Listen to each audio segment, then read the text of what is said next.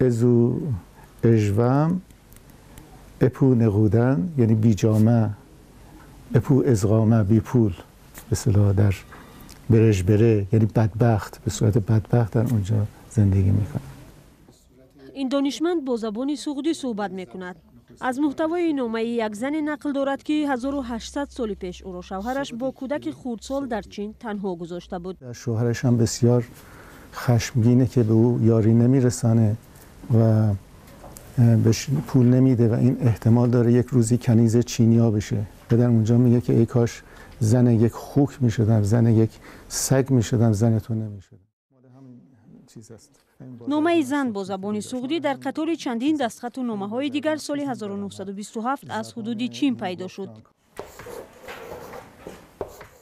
رهام اشرف دانشمند از فرانسه روی همین دستخط‌های سوغدی در اکادمی علم‌ها به خواهشمندان در تاجیکستان زبان سوغدی را می‌آموزد.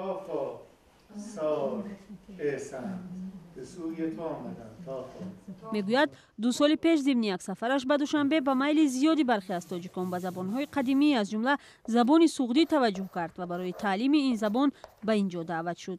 من می‌خواهم زبان سوغدی آموزم.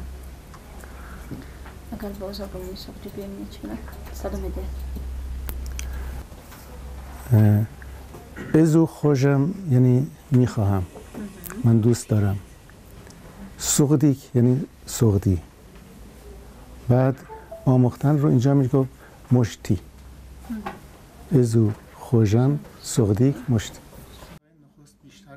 با گفته این دانشمند حالا در جهان فقط چند عالم باقی مانده است که این زبان را خوب می‌دانند. اگر کسانی در اینجا پیدا نشند که تسلط کافی به زبان اوستایی، زبان پارسی هخامنشی، سوغدی، خوارزمی داشته باشند، ما امیدی به پیشرفت‌های بزرگ در اینجا نخواهیم داشت.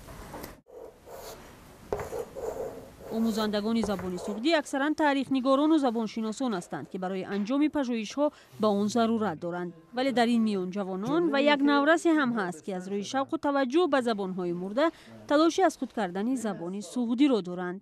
بیغ که به معنای خداوند یا که پادشاه، آن وقتا پادشاهانش را بیغ با خداوند گفته میگویند.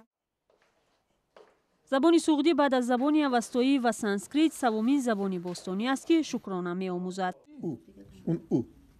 زبان سوغدی تا عصر 13 در سوغدی قدیم زبانی گفتگویی مردم بود. مردم از سمرقند و بخارا تا پنجکین تا خوجند با این زبان صحبت می‌کردند.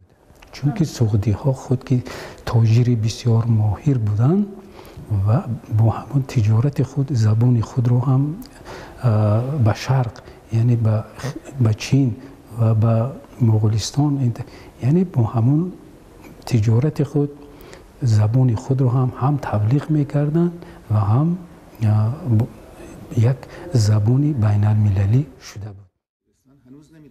رهام اشرف دانشمندی که برای خواهشمندان در تاجیکستان زبان سوغدی می‌آموزد با خود به دوشنبه بیش از 300 کتاب از جمله دستخط‌های قدیمی را با زبان سوغدی آورده است.